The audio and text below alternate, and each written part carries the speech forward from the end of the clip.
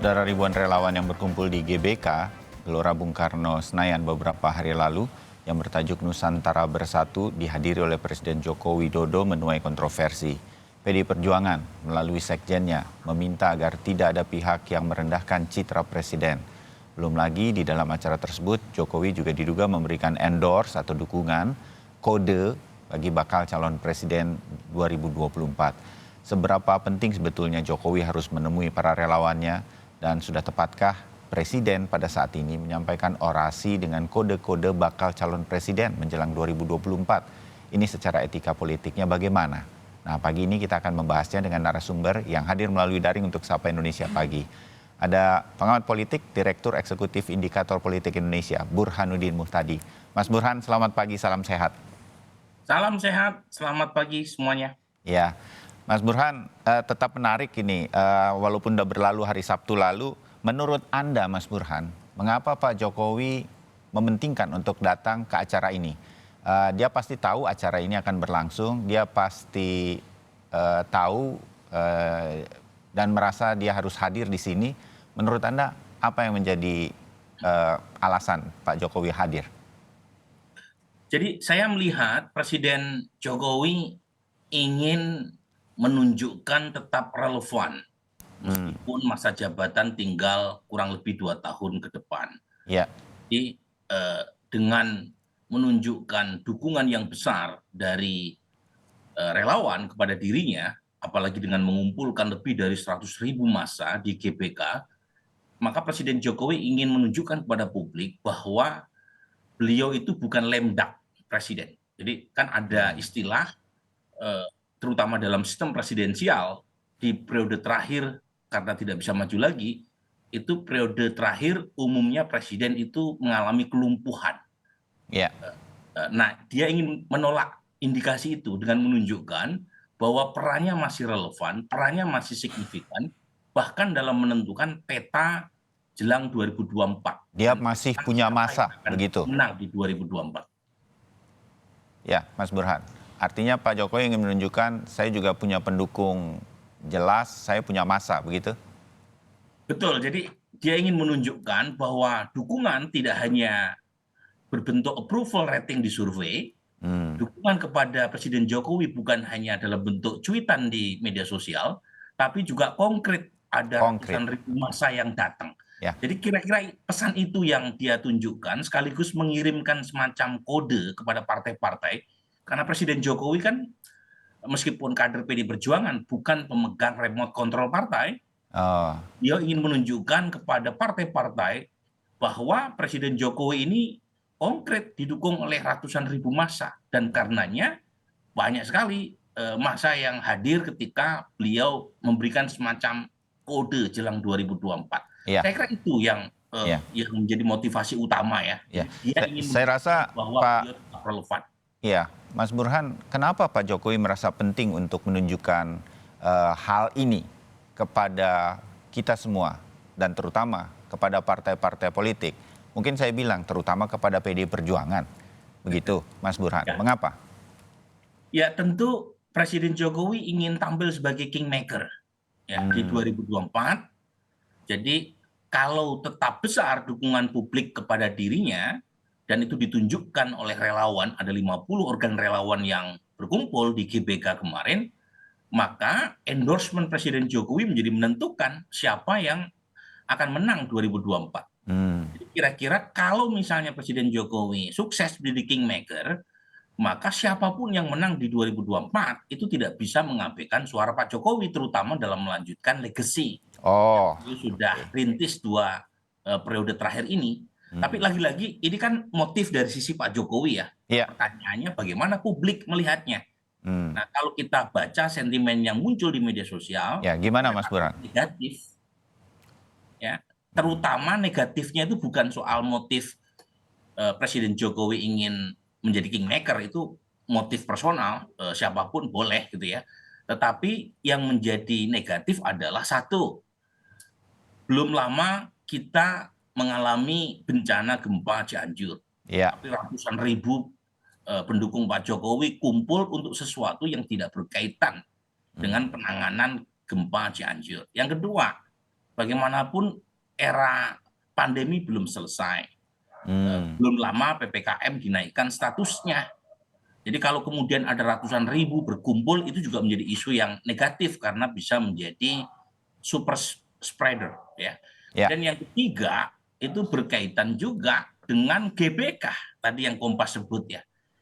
GBK ini kan menurut aturan 6 bulan tarik ke belakang sebelum penyelenggaraan Piala Dunia U20 kan nggak boleh dipakai. Sebelumnya ada beberapa acara konser musik yang dibatalkan. Tetapi kenapa kemudian ada keistimewaan khusus buat penyelenggaraan acara ini, meskipun Pak Menpora punya alibi, tetapi alibi itu kan tidak bisa dipisahkan oleh penyelenggaraan yang berkaitan dukungan kepada Presiden Jokowi oleh para relawan. Jadi tiga ini yang saya baca di media sosial itu sentimennya sangat negatif, Ya. apalagi muncul orang seperti Benny Ramdhani yang mengatakan secara langsung depan Presiden Jokowi dengan aura perpecahan, dengan mengatakan mereka yang mengkritik Presiden Jokowi layak untuk diperangi. Nah, hal-hal semacam ini tidak menyehatkan dalam kondisi yang saat ini, ya. Jadi menurut saya Ya. akan jauh lebih baik dukungan relawan tadi, tentu kita tidak bisa melarang, itu jangan disuarakan dalam bentuk-bentuk yang justru malah menimbulkan sentimen negatif kepada para relawan pendukung Pak Jokowi sendiri. Oke, kita sudah dapat analisa Anda, Mas Burhan, berkaitan dengan mengapa kemudian Joko Widodo melakukan ini. Beberapa partai politik, terutama PDI Perjuangan, juga menyoroti ini dengan menyampaikan beberapa kali kadernya, mulai dari Sekjen sampai kader-kader yang lain dari PDI Perjuangan, ini menjadi kontraproduktif bagi sisa kepemimpinan Presiden Jokowi sebagai seorang presiden dan menurunkan citranya sebagai presiden. Anda setuju bahwa terutama dari sisi presiden kita harapkan tetap netral, terus bekerja di sisa masa jabatannya dan tidak melakukan, kita sebutlah, endorse atau mendukung kepada salah satu calon sedemikian rupa. Dan ini sering betul dilakukan sebenarnya oleh Pak Jokowi dengan jabatannya sebagai presiden di beberapa kesempatan. Mas Burhan, Anda punya analisa? Ya, begini ya, kalau soal political endorsement secara personal, beberapa presiden, apalagi dalam sistem presidensial itu kan sering melakukan, ya. Dalam tradisi Amerika biasa, presiden petahana mengumumkan dukungan kepada calon yang dia dukung, ya, yang dia endorse. Tapi dalam konteks Indonesia, meskipun secara aturan tidak ada yang melarang, tetapi secara fatsun itu cukup problematik karena presiden adalah kepala negara dan kepala pemerintahan. Jadi kalau kemudian ada calon presiden yang tidak mendapatkan endorsement, kemudian mempersoalkan mengenai netralitas atau imparsialitas negara dalam penyelenggaraan pemilu, itu bisa mengurangi legitimasi hasil pemilu. Itu yang pertama, ya. Jadi jangan sampai menimbulkan sedikit pun pertanyaan berkaitan dengan netralitas negara. Kalau misalnya presiden terlalu sering memberikan endorsement kepada calon tertentu. Itu satu. Yang kedua, nah menurut saya ini sangat krusial juga, gitu ya. Secara politik, kalau misalnya calon yang di-endorse menang, mungkin tidak problematik. Tapi kalau kalah, kemudian capres yang tidak di-endorse melakukan pembalasan, itu kan problematik buat Presiden Jokowi sendiri. Jadi menurut saya, harus pertama netral tentu saja. Yang kedua, kalaupun toh ingin memberikan kode, kodenya jangan terlalu terus terang, jangan pakai low context communication begitu, ya, tapi pakai high context, tetapi juga diberikan kepada semua calon, motivasi kepada semua calon. Jadi put eggs in many basket, meletakkan telur dalam banyak keranjang, sehingga kalau misalnya calon yang satu kalah, calon yang lain pun itu tidak merasa dianaktirikan oleh presiden. Dan karenanya punya semacam kewajiban moral atau konstitusional untuk melanjutkan agenda dan legasi presiden ketika dia menang di 2024. Jadi alasan fatsun dan alasan politis, ya, untuk kepentingan pragmatis Pak Presiden Jokowi sendiri, jangan terlalu sering dan selanjutnya jangan terlalu fokus, ya, atau spesifik dalam memberikan endorsement kepada calon tertentu, karena belum tentu menang juga calon yang mendapatkan endorsement dari presiden tadi.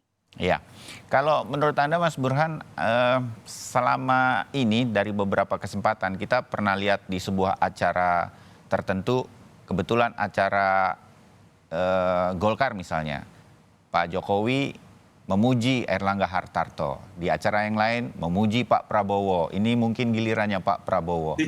Tapi sudah beberapa kali memang arah-arahnya seperti mengendorse atau memuji atau mengarahkan kepada Ganjar Pranowo juga sudah terjadi. Ini masih dalam netral yang kita harapkan atau memang sudah ada arah-arah tertentu? Atau apa bedanya ketika dia melakukan sebuah endorse dengan tanda-tanda tertentu di GBK kemarin dengan sebelum-sebelumnya? Karena memang di sebuah acara yang tokoh-tokohnya memang hadir di acara tersebut, kita melihatnya sebagai joke saja. Apa bedanya dengan kemarin di GBK menurut Anda Mas Burhan? Bedanya di depan GBK itu representasi 50 organ relawan pendukung Presiden Jokowi hadir dengan ratusan ribu massanya.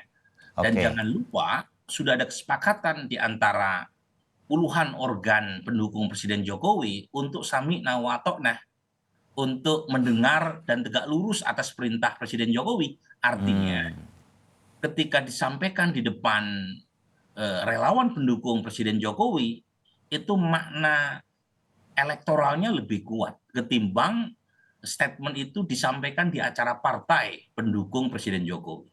Karena kalau acara di depan partai pendukung Presiden Jokowi itu lebih terkesan gimmick, ya, lebih terkesan simbolik ketimbang disampaikan langsung depan ratusan ribu relawan yang memang sedang menunggu semacam fatwa politik Presiden Jokowi di 2024. Jadi, menurut saya lebih punya makna di depan relawan. Dan kebetulan ini bukan yang pertama.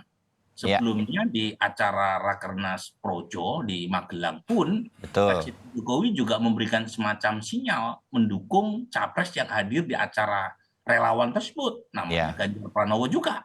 Jadi pada titik itu saya kira tanpa harus belajar ilmu politik, kita tahu arahnya Presiden Jokowi kemana. Cuma tadi saya mengingatkan, jangan sampai muncul kesan ada capres yang dianaktirikan. Padahal capres tersebut juga punya potensi untuk menang. Nah itu kalau misalnya capres yang tidak pernah di-endorse itu menang, itu secara politik juga sangat problematik buat keberlanjutan program Presiden Jokowi. Karena capres tadi merasa saya menang bukan karena di-endorse oleh Presiden. Jadi buat apa saya melanjutkan warisan Presiden Jokowi? Nah, jangan sampai muncul itu. Nah, karenanya untuk menghindarinya lebih baik Presiden Jokowi bicara hal-hal yang bersifat normatif, mendukung semua putra-putri terbaik untuk maju 2024. Kalaupun toh punya preferensi personal, sampaikan melalui pintu belakang. Karena kalau lewat depan, publik jadi tahu ke arah mana arahan atau lirikan mata Presiden Jokowi gitu. Oke, sebagai orang yang maju dan kemudian menjadi presiden disokong oleh kekuatan politik PDI Perjuangan, mengapa PDI Perjuangan paling mengkritik apa yang terjadi hari Sabtu lalu dan dilakukan Pak Jokowi dengan para relawannya? Menurut Anda, Mas Burhan? Pertama, tentu ada rivalitas antara kekuatan-kekuatan politik formal dan informal. Partai politik. Ya, relawan ini kan kekuatan politik informal. Dia tidak punya suara menurut konstitusi dalam menominasikan capres, tapi secara realitas politik, terutama sejak 2012 Pilkada DKI Jakarta, ketika pertama kali Presiden Jokowi maju dari Solo ke Jakarta sebagai calon gubernur, itu satu realitas politik yang tidak bisa dinafikan, relawan politik ini ya. Jadi memang relawan politik ini diatribusikan langsung ke Presiden Jokowi. Karena tradisi ini pertama kali rame gitu ya, terutama ketika Presiden Jokowi maju di Pilkada DKI. Nah, ini yang menjadi sumber awal ya, semacam rivalitas diam-diam maupun terang-terangan antara kekuatan partai politik dengan relawan. Karena bukan hanya PDI Perjuangan pada dasarnya ya, yang keberatan dengan tanda kutip begitu intrusifnya kekuatan relawan, terutama setelah pemilu selesai tetapi relawan terlihat masih eksis, bahkan seperti dirawat gitu ya. Jadi itu. Yang kedua tentu kaitannya dengan statement rambut putih gitu ya. Iya. Statement rambut putih ini kan ditafsirkan menunjuk kepada Gubernur Jawa Tengah, sementara Pak Ganjar Pranowo adalah kader PDI Perjuangan. Nah, sementara PDI Perjuangan melalui keputusan resminya, yaitu Kongres, itu belum menetapkan Ya. siapa capres yang diusung oleh PDI Perjuangan karena masih menunggu kontemplasi dan pemikiran, pertimbangan, dan keputusan seorang Megawati. Ya. Jadi ketika statement rambut putih dikeluarkan, itu tentu ada semacam kesan di internal PDI Perjuangan bahwa relawan ini mencoba untuk mempercepat proses yang secara aturan belum dituntaskan oleh internal PDI Perjuangan. Jadi dua Ya. itu saya kira yang menyebabkan PDI Perjuangan begitu meradang ya terhadap relawan pendukung Presiden Jokowi. Oke, apakah Mas Burhan dari kalau boleh menebak begitu ya, apakah ini akan mengganggu konsolidasi yang selama ini sudah bagus dibangun antara Presiden Jokowi dengan PDI Perjuangan selama 2 periode masa kepemimpinan Presiden Jokowi, menurut Anda? Kalau mengganggu secara substansial tidak ya, karena Presiden Jokowi ini kan figur yang cukup luwes dan fleksibel ya, tahu bagaimana menempatkan diri. Jadi beliau pintar sekali memakai pendekatan politik Jawa untuk bisa, tanda kutip, mendekati dan melunakkan ya sikap para elit partai termasuk dari partainya sendiri. Jadi dengan mendatangi Ibu Mega secara langsung, itu satu gesture yang membuat Ibu Mega atau siapapun itu akan merasa diuwong gitu ya. Dan kemudian akhirnya tidak merasa bahwa Presiden Jokowi yang berada di belakang aksi relawan di GBK kemarin. Jangan lupa loh, kalau kita baca statement Mas Hasto atau elit PDI Perjuangan, itu umumnya yang diserang adalah elit relawan, bukan Presiden Jokowi. Jadi bahasanya adalah Presiden Jokowi dijebak, Presiden Jokowi didesak-desak oleh relawan. Jadi bukan Presiden Jokowi yang dipersalahkan. Yang disalahkan adalah elit relawan yang dianggap punya intensi khusus berkaitan dengan kepentingan 2024 gitu ya. Jadi saya tidak yakin akan terjadi gejolak antara PDI Perjuangan dengan Pak Jokowi, dan kemarin juga dalam acara HIPMI Presiden Jokowi berfoto bersama dengan 2 capres yang digadang-gadang oleh PDI Perjuangan, Ganjar Pranowo dan Puan Maharani, dan saya kira itu satu gesture, satu sinyal yang menunjukkan mulai akrabnya 2 kekuatan penting ya, Ganjar yang dianggap representasi partai di informal dengan Mbak Puan sebagai representasi kekuatan partai di sektor formal atau elit. Jadi menurut saya sih ini hanya sekedar gejolak sementara, tetapi itu ya tentu dalam konteks 2024 tarik-menarik kepentingan antara relawan sebagai kekuatan politik informal dengan partai politik itu akan terus terjadi sepanjang gitu ya kedua belah pihak belum ketemu siapa calon yang diusung. Ya, dan nanti kalau ternyata calonnya searah, satu visi, semua mungkin nanti sudah riak-riaknya itu hilang semuanya begitu ya. Oke, Mas Burhan Mutadi, terima kasih analisa Anda berkaitan dengan peristiwa politik nasional di hari Sabtu. Kita makin jelas menebak-menebak menuju ke 2024. Mas Burhan, kita akan ketemu lagi di kesempatan yang lain. Masih panjang atau menjelang 2024 nanti kita masih akan sering ketemu. Terima kasih Mas Burhan, sampai ketemu, selamat pagi. Pagi.